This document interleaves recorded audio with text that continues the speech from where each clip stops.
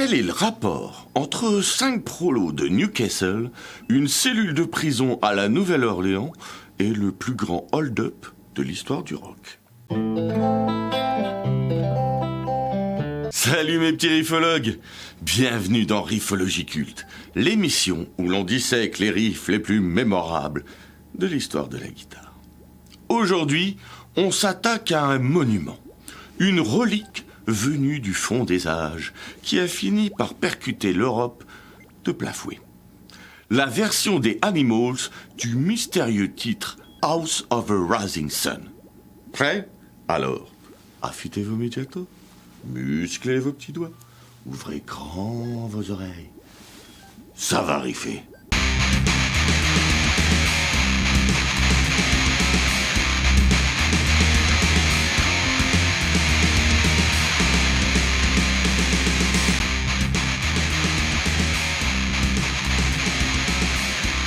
Imaginez l'Angleterre en 1964.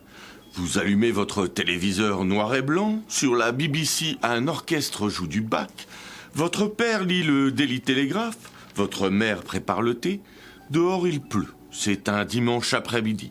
Rien ne bouge, rien ne change. Du moins, c'est ce qu'on croit. Londres, 18 mai 1964. 5 gamins venus des docks et des mines de Newcastle entrent dans le studio de Delaney Lee, sur Kingsway. Ils ont un orgue Vox, une guitare sous le coude et une chanson folk traditionnelle que personne n'a encore jamais osé électriser. Le bassiste Chas Chandler et le producteur Mickey Most ont insisté pour l'enregistrer. En seulement 2 prises, ils vont figer House of a Rising Sun sur bande. Et en 4 minutes et 29 secondes, faire trembler l'Angleterre jusqu'aux fondations. Mais pour comprendre pourquoi cette chanson a tout balayé sur son passage, il faut d'abord comprendre le pays qu'elle a frappé de plein fouet. L'Angleterre de 1964 n'est pas un pays, c'est un champ de bataille. Une guerre silencieuse entre 2 mondes qui n'habitent pas le même siècle. D'un côté, la vieille Angleterre, celle des traditions, des classes sociales bien rangées, du devoir et de la retenue. De l'autre, une jeunesse qui explose, cheveux longs, guitare électrique, jupes qui raccourcissent et colère qui gronde. 1964, c'est l'année où tout bascule. L'année où la vieille Angleterre reçoit un uppercut, et c'est exactement ce chaos que House of a Rising Sun va incarner lors de sa sortie au début de l'été. Pour comprendre le choc, il faut d'abord comprendre ce qui est en train d'être détruit. L'Angleterre d'avant 1964. C'est un pays figé dans le formol. Imaginez une société où votre destin est écrit avant votre naissance. Si vous êtes né ouvrier, vous mourrez ouvrier. Si vous êtes né dans la haute, vous y restez. Et vous ne parlez surtout pas à ceux d'en bas. C'est un système de classe rigide, hérité de l'époque victorienne, où chacun connaît sa place et n'en bouge pas. La culture, c'est la BBC qui décide ce qui est bon pour vous. La morale, c'est l'église anglicane qui dit ce qui est convenable. Le divertissement, c'est le cricket, le jardinage et les souvenirs des chansons de Vera Lynn. C'est une Angleterre en noir et blanc, littéralement. La télévision l'est encore, mais aussi métaphoriquement. Les rues sont grises de suie, les costumes sont gris de conformisme et les visages sont gris de résignation. Cette vieille Angleterre a survécu à la guerre. Elle en est même fière. Le Blitz, Churchill, le sang, la sueur et les larmes. Tout ça a forgé un mythe national. L'Angleterre du devoir et du sacrifice. Mais en 1964, la guerre est finie depuis 19 ans. Et la jeunesse qui arrive n'a pas connu le Blitz. Elle ne veut pas de ce récit. Elle ne veut pas de cette Angleterre-là. C'est dans cette Angleterre des chantiers navals et des mines de charbon qu'un gamin nommé Eric Burdon a grandi à Newcastle. Fils d'ouvrier, il a vu son père rentrer du travail, les mains noires de crasse. La musique, pour lui, ce n'est pas un loisir de salon. C'est une évasion, une nécessité vitale. Le blues américain qu'il écoute en cachette sur Radio Luxembourg ou sur les toutes nouvelles stations pirates comme Radio Caroline parle de souffrance, de galère, de maisons de perdition, des choses que l'Angleterre policée de la BBC préfère cacher. Et c'est précisément cette contradiction entre la respectabilité de façade et la dure réalité ouvrière qui va faire de Burden l'une des voix les plus brutes de sa génération. Mais cette vieille Angleterre a un problème qu'elle n'a pas vu venir, un problème démographique. Après la guerre, les soldats sont rentrés. Résultat, un baby-boom massif. En 1964, ces bébés ont entre 15 et 19 ans. Ils sont des millions. Et pour la première fois dans l'histoire britannique, ils ont de l'argent de poche grâce au plein emploi. Pas beaucoup, mais assez. Assez pour acheter des disques, des vêtements et ne plus dépendre entièrement des parents. Cet argent est une arme. Pour la première fois, une classe d'âge entière a le pouvoir de dire non. Non aux orchestres de la BBC, non aux costumes de leur père, non à l'Angleterre du devoir et de la résignation. À Newcastle, cette nouvelle jeunesse des Geordies ne dépense pas ses shillings dans les boutiques de Chelsea. Elle traîne dans les clubs de jazz enfumés du centre-ville, comme le club à gogo où Alan Price, pianiste prodige autodidacte, découvre le rhythm and blues américain. Avec Burden, ils forment les Animals. Leur son n'a rien à voir avec la pop de studio londonienne. Il est brut, viscéral, presque menaçant. C'est le bruit des docks, des hauts fourneaux, des nuits de la mer du Nord, où le vent vous gèle les os.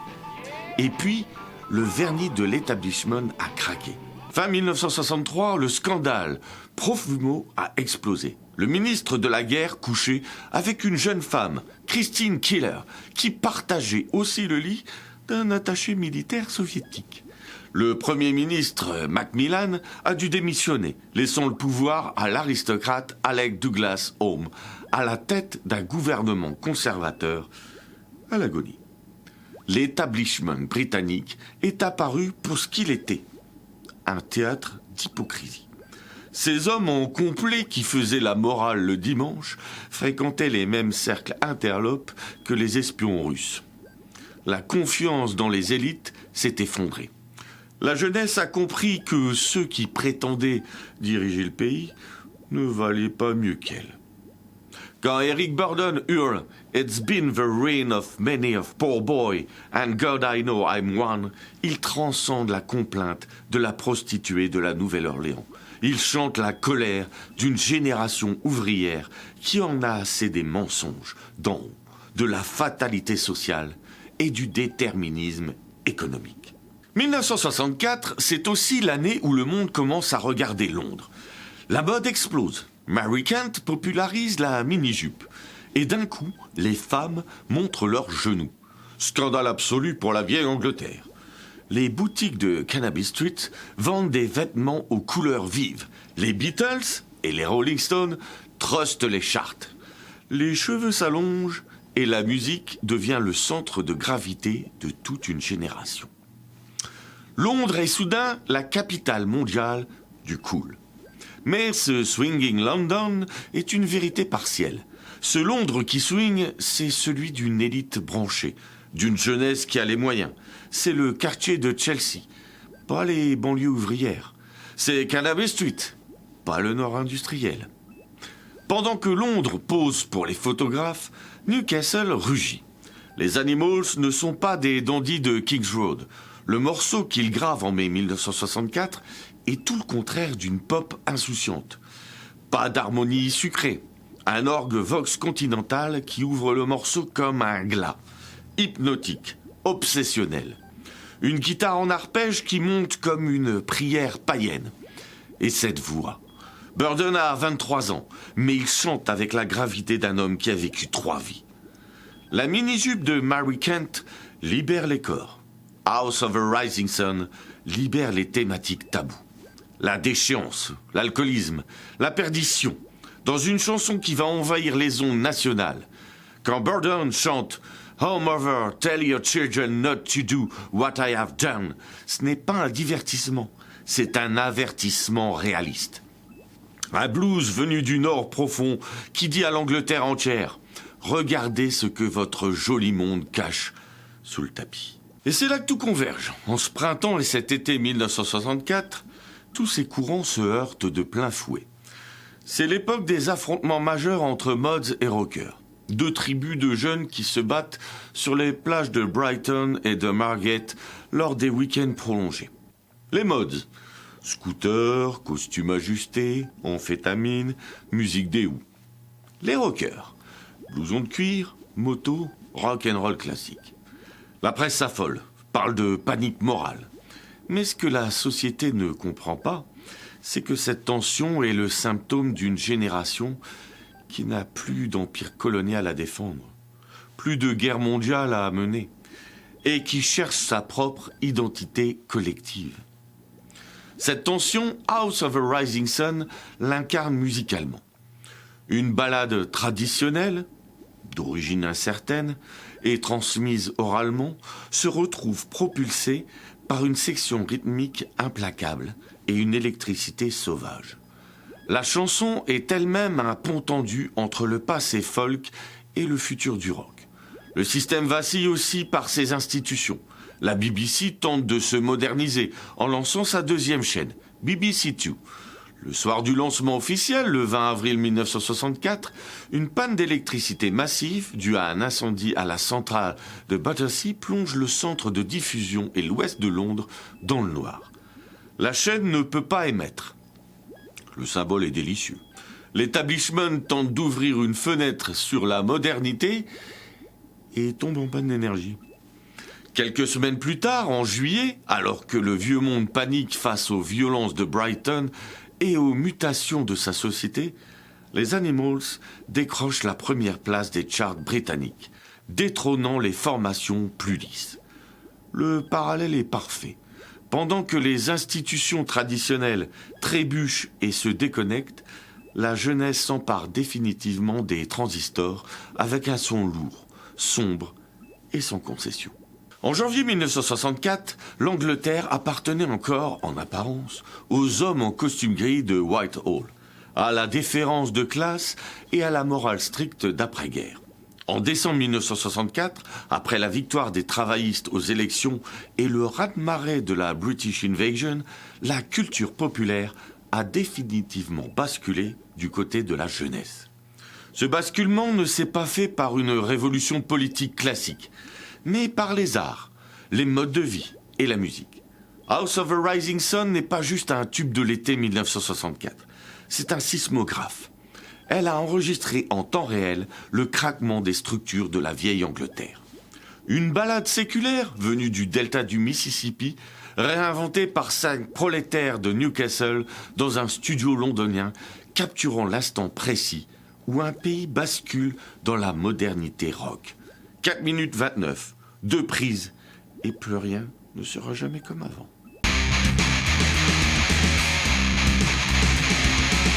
Au début des années 60, le rock'n'roll, cette musique qui avait fait trembler l'Amérique, semblait avoir perdu son mordant. Ses pionniers n'étaient plus là, et ses rebelles avaient rangé les guitares. Elvis était à Hollywood pour tourner des films familiaux.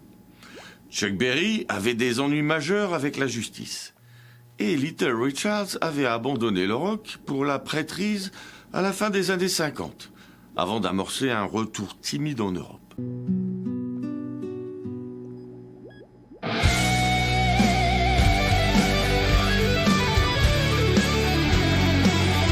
L'Amérique n'avait pas arrêté d'innover, loin de là.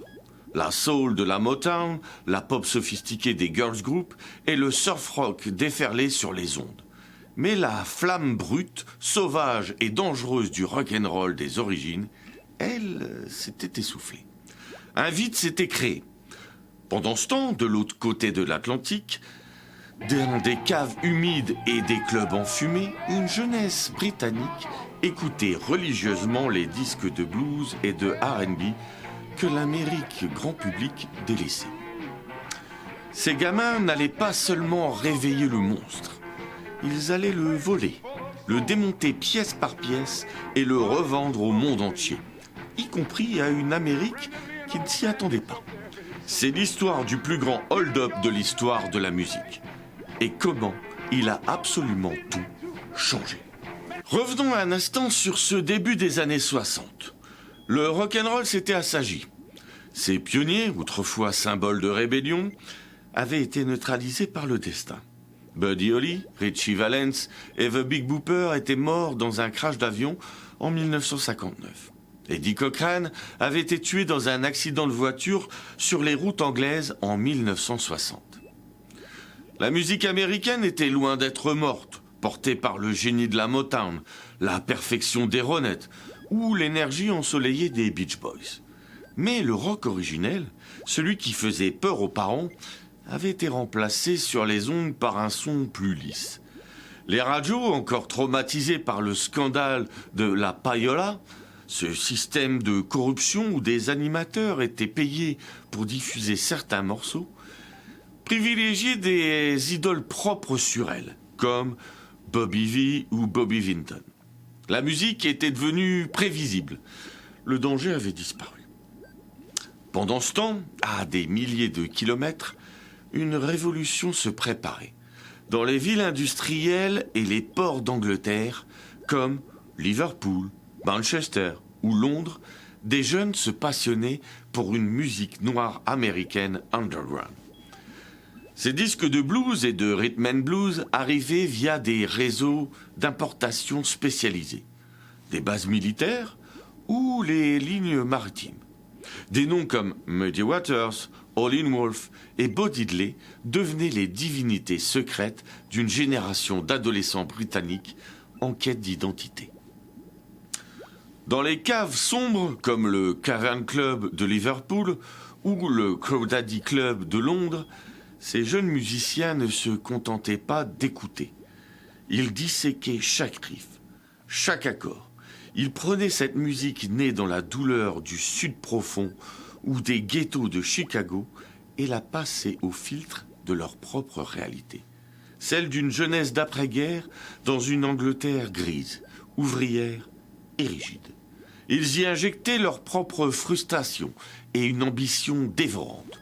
Sans que personne ne s'en aperçoive, ces laboratoires forgeaient les armes de la plus grande contre-attaque culturelle du XXe siècle. L'année 1964 marque le point de non-retour du hold-up. Ce ne fut pas un acte unique, mais une série d'attaques chirurgicales qui ont pris l'Amérique par surprise. Voici les 5 étapes clés de ce braquage musical.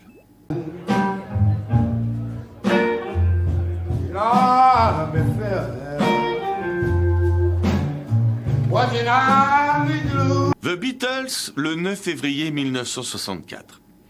Ce soir-là, environ 73 millions de téléspectateurs sont rivés devant le Ed Sullivan Show. Ce qu'ils voient change la culture populaire à jamais.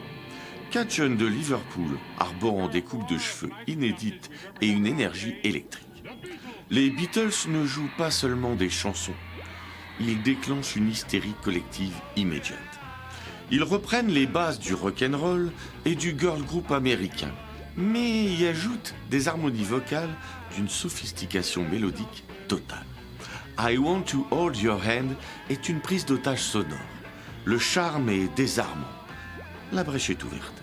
Si les Beatles sont les cambrioleurs de charme, les Rolling Stones sont les dynamiteurs. Eux ne cachent pas leur larcin. Ils le revendiquent. Leur nom est un hommage direct à un morceau de Muddy Waters. Les Stones prennent le blues électrique de Chicago, cette musique noire largement ignorée par les radios blanches américaines de l'époque, et la revendent directement à la jeunesse des banlieues américaines. Ils amplifient le danger, l'arrogance et la tension sexuelle. En reprenant des tics de Chuck Berry, Marvin Gaye ou Del Hawkins, ils injectent une attitude transgressive qui offre un miroir radical à l'Amérique. Le vol ne concerne pas seulement les répertoires, mais aussi la technologie. En août 1964, les Kinks commettent un acte de vandalisme sonore fondateur avec le single You Really Got Me. Pour obtenir un son plus sale et agressif, le jeune guitariste Dave Davis lacère le haut-parleur de son ampli avec une lame de rasoir. Le résultat ? Une distorsion brute, féroce, un riff lourd qui jette, sans le savoir, les bases du hard rock et du punk. Les Kinks n'ont pas seulement réinterprété le rock américain, ils l'ont éventré pour en sortir un son totalement neuf. Une autre tactique consiste à s'approprier les trésors du folklore américain. À l'été 1964, The Animals, venus de Newcastle, s'attaquent à une vieille complainte traditionnelle, The House of a Rising Sun.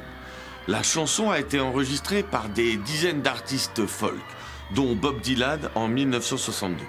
Mais la version des Animals change tout. L'arpège de guitare, l'orgue hypnotique d'Alan Price et la voix habitée d'un Eric Burdon de 23 ans transforment ce morceau traditionnel en un drame rock d'une puissance inédite. Le titre devient numéro 1 des deux côtés de l'Atlantique. Les Britanniques prouvent qu'ils peuvent s'approprier l'histoire américaine pour la rendre universelle. La dernière phase du hold-up commence à se dessiner fin 1964.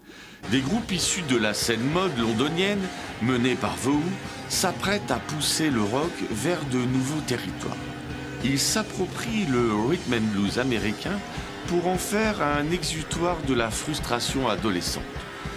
Sur scène, ils commencent à détruire leurs instruments, transformant le concert de rock en une performance d'art contemporain.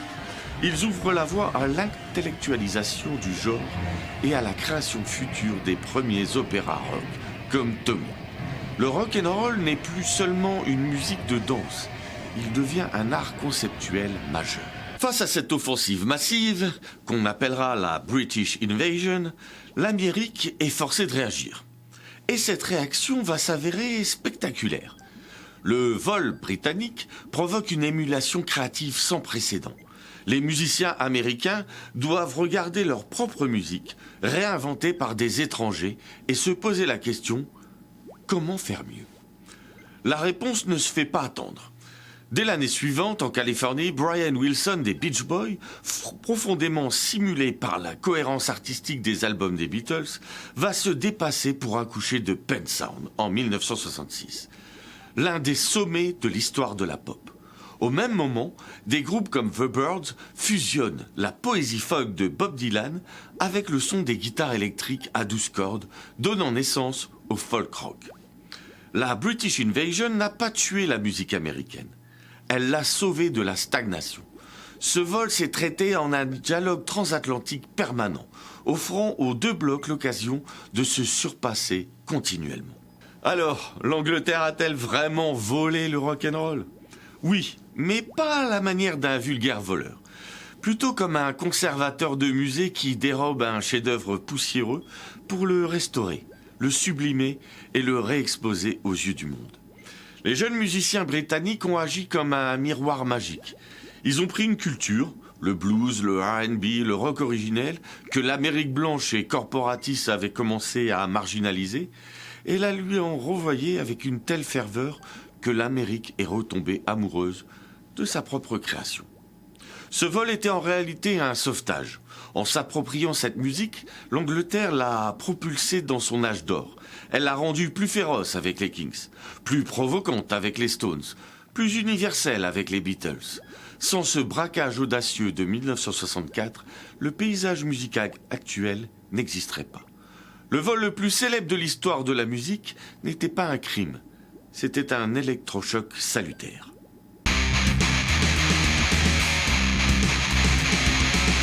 Vous connaissez cette mélodie, cet arpège de guitare, cette voix écorchée et surtout cet orgue qui semble porter en lui toute la mélancolie du monde. C'est House of a Rising Sun par The Animals, un pilier du rock, un hymne qui a défini une génération. Mais saviez-vous qu'avant de devenir ce standard du rock, cette chanson était une simple ballade folk dont les origines se perdent dans la nuit des temps.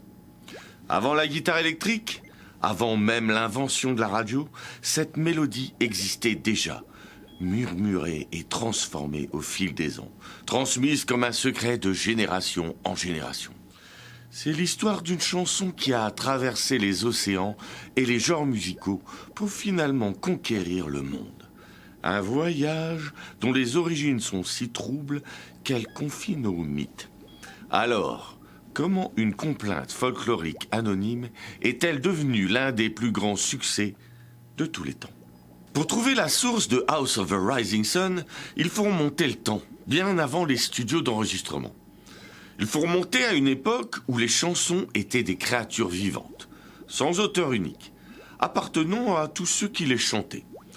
L'auteur originel est inconnu, ce qui est la marque des chansons issues de la pure tradition orale. Certains musicologues ont avancé une parenté thématique avec une ballade traditionnelle britannique du XVIIIe siècle, The Unfortunate Rake, mais il n'y a pas de preuve d'un lien mélodique direct.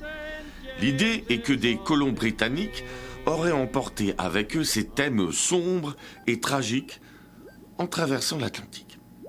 D'autres théories, beaucoup plus fragiles, évoquent une lointaine origine française liée à l'époque de Louis XIV, le roi Soleil. Mais ces pistes restent hautement spéculatives. Ce qui est certain, c'est que la chanson prend racine et se transforme dans le sol américain. Si la chanson est née dans l'anonymat de la tradition orale, sa toute première apparition officielle dans l'histoire de l'édition remonte à 1905. Sa structure musicale et ses paroles rudimentaires sont publiées pour la première fois cette année-là dans la revue scientifique Journal of American Folklore, répertoriée comme une simple ritournelle traditionnelle du Kentucky. Le lieu-dit, Rising Sun, lui-même est un mystère. Le célèbre musicologue Alan Lomax a suggéré que l'expression pouvait désigner une maison de débauche dans de vieilles chansons anglaises, ou simplement le nom d'un pub. À la Nouvelle-Orléans, décor de la chanson, la maison du soleil levant pouvait tout aussi bien être un bordel, une maison de jeu ou même une prison pour femmes. Le sens changeait au gré de l'interprète. La chanson vit dans l'ombre du folklore américain jusqu'au XXe siècle, colportée par les communautés minières des Appalaches. En 1925, un chercheur du nom de Robert Winslow Gordon en publie les paroles dans les colonnes du magazine Adventure. On pense souvent que la chanson est restée purement confidentielle avant les années 40. Mais le tout premier enregistrement commercial de l'histoire, destiné à être vendu en magasin sous forme de 78 tours, a été gravé en 1933 par un duo de musiciens d'Appalachian Folk, Tom Clarence Ashley et Gwen Foster. Il racontera plus tard qu'il tenait lui-même cette chanson de la bouche de ses propres grands-parents. Mais le moment décisif de la collecte arrive en septembre 1937, dans une petite ville du Kentucky. L'ethnomusicologue Alan Lomax installe son matériel d'enregistrement portatif pour la bibliothèque du Congrès. Devant son micro, une jeune fille de 16 ans, Georgia Turner, fille de mineur, entonne une version a cappella poignante qu'elle appelle The Rising Sun Blues. Sa voix pure et sans artifice est la première à être gravée sur un disque d'acétate. C'est la première photographie d'une chanson qui jusqu'alors n'était qu'un fantôme oral. Nous sommes en mai 1964. The Animals sont en tournée britannique en première partie de la légende américaine Chuck Berry. Le groupe cherche un morceau fort et singulier pour clore ses concerts et marquer les esprits face à l'énergie rock and roll de Berry. Marqué par la version de Bob Dylan, il décide de s'approprier House of the Rising Sun. Ils la ralentissent, l'électrisent et la chargent d'une tension dramatique inédite. C'est ici que se cache le coup de génie purement musical qui a tout changé. Absolument toutes les versions américaines précédentes, Woody Guthrie, Bob Dylan, Joan Baez, étaient jouées en 4/4. Le rythme standard, droit et carré de la musique folk. Les Animals et leur organiste Alan Price prennent une décision rythmique radicale. Passer le morceau en 6/8. En imposant ce rythme ternaire, une mesure de valse lourde, cyclique et hypnotique, ils arrachent la chanson au folk traditionnel pour lui donner sa dimension de tragédie rock obsédante. Sur scène, l'effet de ce nouveau rythme est immédiat. Le public est littéralement hypnotisé. Leur producteur, Mickey Most, comprend instantanément le potentiel commercial de cet arrangement. Le 18 mai 1964, profitant d'une journée de pause dans la tournée, les Animals entrent au studio d'Elan Lee à Londres. Le temps est compté. Le groupe est tellement rodé par la scène qu'en seulement 2 prises et une dizaine de minutes, le morceau est mis en boîte.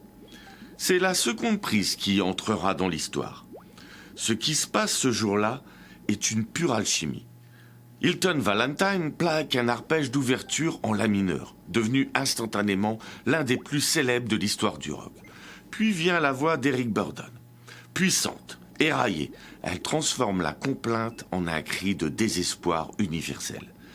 Mais l'élément signature qui scelle le morceau, c'est l'orgue Vox Continental d'Alan Price. Son solo mûri sur scène est exécuté avec une précision chirurgicale, apporte une dimension presque liturgique au morceau. En 4 minutes et 29 secondes, The Animals viennent de jeter sans le savoir les bases du folk rock. Le succès est foudroyant. Le single s'empare de la première place des charts britanniques en juillet 1964, avant de conquérir le sommet des classements américains en septembre. C'est le premier titre de la British Invasion à décrocher le numéro 1 aux États-Unis, sans être signé par les Beatles. Ironiquement, ce triomphe sèmera la discorde. Seul Alan Price est crédité sur le disque pour l'arrangement. Le manager ayant expliqué qu'il n'y avait pas de place pour écrire 5 noms sur l'étiquette du vinyle. Price captera seul les redevances d'édition, générant une amertume tenace qui précipitera son départ du groupe 1 an plus tard. La version des Animals a définitivement figé House of the Rising Sun dans la culture populaire mondiale. Elle est devenue la référence absolue, inspirant d'innombrables relectures. En France, dès le mois d'octobre 1964, elle est adaptée par Hugo Frey et Evelyn Budgie sous le titre Le Pénitencier, devenant l'un des immenses succès de Johnny Hallyday. Pourtant, la chanson ne s'est pas arrêtée là. En 1970, le groupe de hard rock Frigid Pink en fait une version psychédélique saturée de guitare fuzz qui cartonne à son tour. Dolly Parton la ramènera plus tard à ses racines country et plus récemment, le groupe Muse en a repris le riff emblématique en introduction de ses morceaux sur scène, prouvant sa parfaite immortalité dans la mémoire collective. Chaque reprise est un nouveau chapitre de son histoire, une nouvelle interprétation de son mystère. Est-ce l'histoire d'une femme déchue, d'un joueur invétéré ou une métaphore de la fatalité sociale ? La force de cette mélodie réside précisément dans sa glorieuse ambiguïté.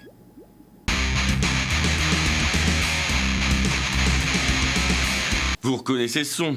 Cet arpège a défini une génération. Il a été l'étincelle du folk rock et a fait d'un groupe de Newcastle des légendes mondiales. Aujourd'hui, on ne va pas se contenter de réciter le mythe. On ouvre le dossier secret du matos. On examine les indices de la session et on révèle le véritable setup de Hilton Valentine, la vraie machine derrière l'homme qui a électrifié la folk. Pour saisir l'onde de choc de cet arpège, il faut retourner en mai 1964. The Animals, le groupe porté par la voix rocailleuse d'Eric Burdon, est en tournée avec Chuck Berry. Soir après soir, il voit tous les autres groupes s'épuiser à rivaliser avec le maître du rock'n'roll en terminant leur set sur des morceaux ultra rapides. C'est là qu'ils ont l'idée de génie. Pour se démarquer, il faut faire l'exact opposé, finir sur quelque chose de lent, de sombre, de dramatique. C'est là que cette vieille chanson entendue sur l'album de Dylan refait surface. Mais ils ne vont pas la jouer au coin du feu, ils vont la brancher. L'arrangement prend forme sur la route et sur scène, notamment au club à gogo de Newcastle. C'est là que le guitariste, Hilton Valentine, développe la pièce maîtresse. Ce n'est plus une simple progression d'accords grattés, c'est une pulsation hypnotique, un arpège électrique en 6/8, qui allait devenir l'introduction la plus célèbre de l'histoire de la guitare. Alors, quel est le véritable instrument utilisé ce jour-là pour perpétrer ce hold-up musical ? Si vous passez les archives télé au microscope, l'arme du crime saute aux yeux. Hilton Valentine brandit une Gretsch Tennessean de 1962, le modèle 6119. Ce n'est pas juste la guitare du groupe, c'est la pièce maîtresse du puzzle. Pourquoi ce choix ? À l'époque, tout le monde veut l'équipement américain.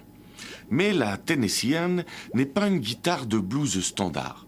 C'est une machine redoutable avec une conception presque paradoxale. Prenez sa caisse. Elle est creuse, mais ultra fine. Et regardez bien les ouïes en forme de F sur la table. Elles sont fausses. Elles sont littéralement peintes sur le bois. L'objectif, pouvoir pousser des amplis dans le rouge sans déclencher un Larsen incontrôlable. C'est ce qu'on appelle le corps électrotone.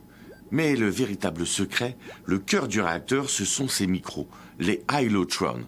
Contrairement aux gros doubles bobinages qui bavent, ces micros simples délivrent un son anémique en niveau de sortie, mais d'une brillance chirurgicale. C'est exactement ce claquant métallique, un peu frêle, qui permet à cet arpège en la mineur de percer le mix comme une lame. Ça lui donne ce côté froid, cette ambiance de film noir, presque crépusculaire. Ajoutez à cela la barre de vibrato Bixby pour faire trembler les accords comme un avertissement et vous obtenez le son d'une âme damnée. Une guitare n'est que la moitié de l'histoire, l'ampli et sa voix. Et là aussi, le choix de Valentine déjoue tous les pronostics. La légende rock voudrait qu'il ait utilisé un Vox AC30, l'ampli fétiche des Beatles et de la British Invasion. Mais la réalité est bien plus croustillante. L'ampli qui a sculpté le son de House of a Rising Sun est un Selmer Selectatone, automatique. Selmer était un fabricant britannique respecté, grand concurrent de Vox à l'époque. Et le Selectatone était une bizarrerie technologique géniale. Il disposait d'un panneau de contrôle équipé de boutons poussoirs colorés qui permettaient de sélectionner des pré-réglages d'équalisation d'un simple clic. Cet ampli avait une caractéristique majeure, une clarté dynamique immense, ce que les guitaristes appellent du headroom. On pouvait monter le volume très haut sans que le son ne commence à saturer ou à tordre. Et c'est exactement ce qu'on entend sur le disque. Le son de la guitare de Valentine n'est pas saturé. Il n'y a pas d'overdrive. Il émet un son propre, pur, mais projeté avec une puissance et une clarté implacables. Le Selmer Selectatone agit comme une loupe géante, prenant le signal ultra ciselé de la Gretsch pour la restituer de manière brute, droite et ultra dynamique. Un Vox AC30 aurait compressé et adouci le son. Le Selmer, lui a donné son caractère de marche funèbre. L'héritage de cet arpège est immense. En électrifiant une chanson folk, The Animals et surtout Hilton Valentine ont créé une passerelle. Ils ont ouvert une voie que des artistes comme The Bird et Bob Dylan lui-même allaient vite emprunter. Bien que le terme folk rock n'ait été popularisé que plus tard, beaucoup considèrent ce morceau comme l'un des actes fondateurs majeurs du genre. On dit même que cette version aurait été un des éléments qui a poussé Dylan à passer à l'électrique l'année suivante. Pour des milliers de guitaristes en herbe, cet arpège est devenu un rite de passage. Il a prouvé qu'un guitariste n'avait pas besoin de solos enflammés pour marquer les esprits. Un arrangement intelligent, un son unique et un feeling profond pouvaient suffire à changer la musique. Le son de House of a Rising Sun, c'est l'histoire d'un heureux accident, l'histoire d'un équipement improbable et d'un arrangement audacieux qui, ensemble, ont capturé l'esprit d'une époque. C'est bien plus qu'un simple arpège, c'est une déclaration. La déclaration que le rock pouvait être sombre, intelligent et terriblement puissant.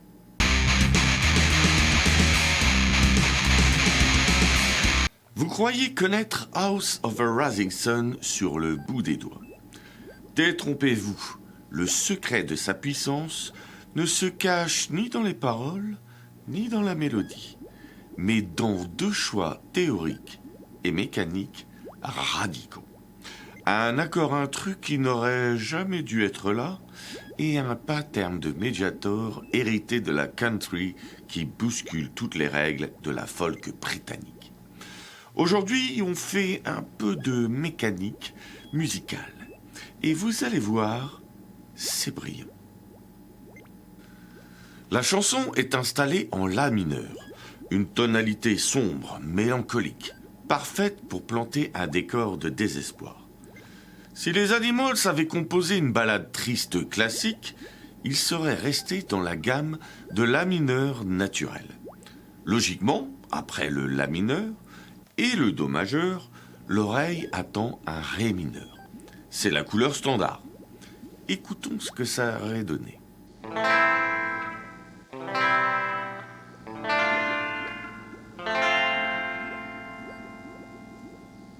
C'est joli, c'est fluide, mais c'est plat. C'est une musique de feu de camp. Maintenant, écoutons ce que les Animals jouent réellement.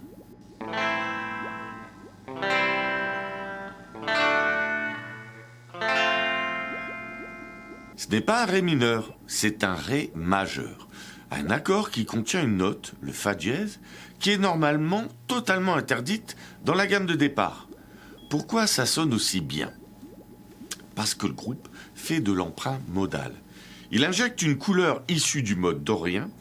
Au lieu de s'enfoncer dans la tristesse passive avec un Ré mineur, ce Ré majeur apporte un coup de fouet, une lueur de défi ou de colère. C'est le personnage de l'histoire qui un instant lève la tête face à son destin avant de replonger dans le Fa majeur. Mais l'audace harmonique ne s'arrête pas là. Pour clore la relance du couplet, le groupe utilise un autre accord magique, le Mi majeur.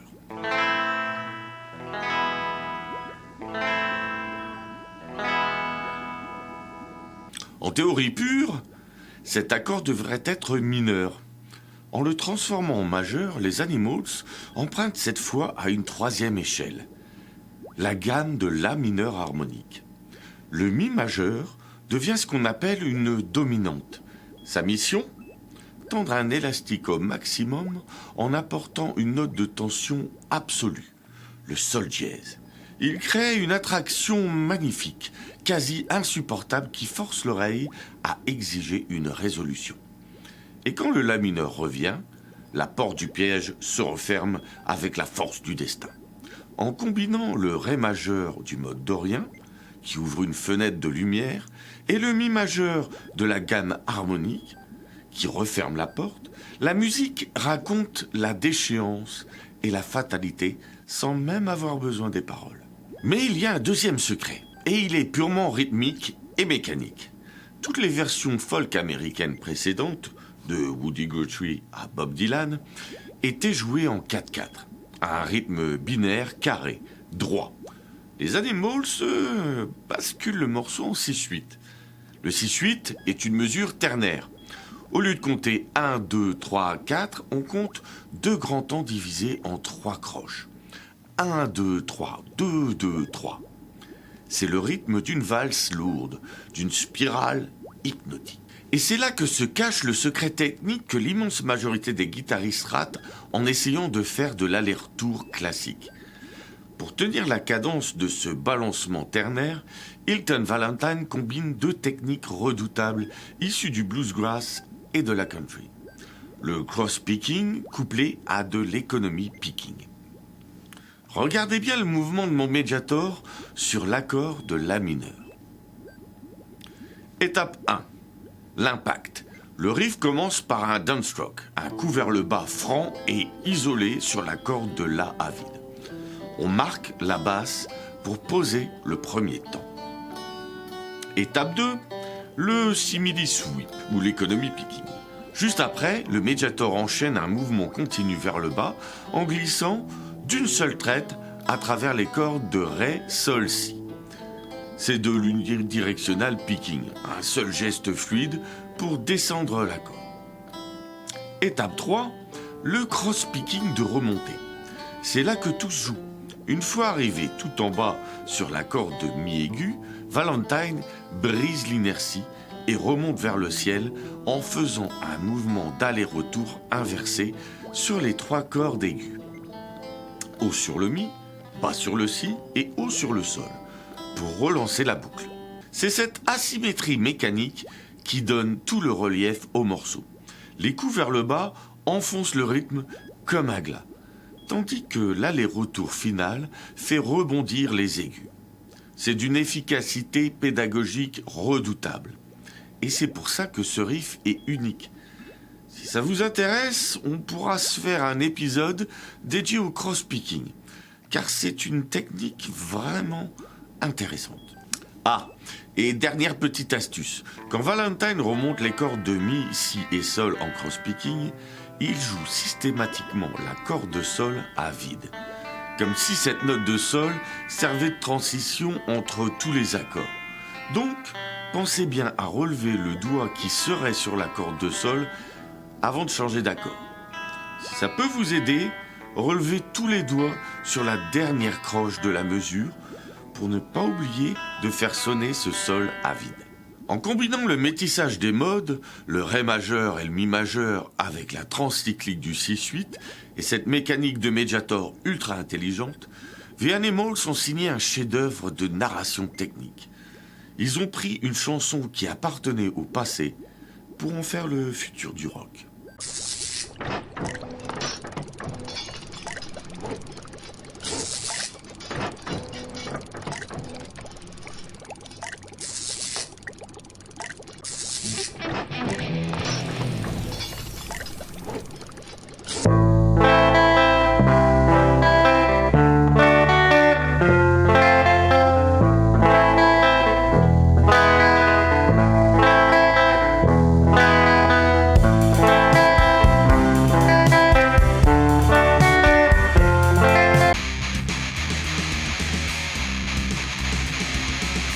Voilà mes petits riffologues, House of the Rising Sun, c'est bien plus qu'un vieux morceau traditionnel poussiéreux.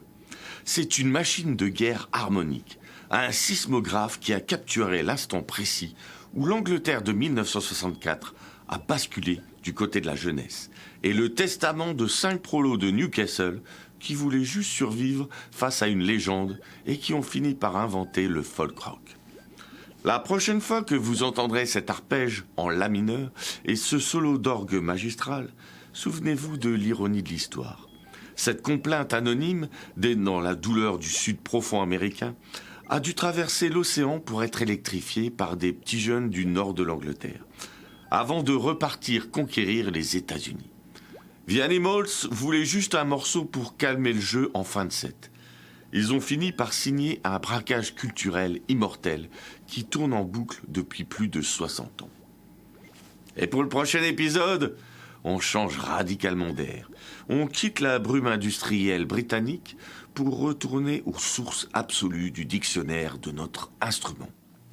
On va parler d'un pionnier en costard, l'homme qui a inventé la marche du canard sur scène et dont le riff d'introduction est devenu la bible de tous les amoureux de distorsion.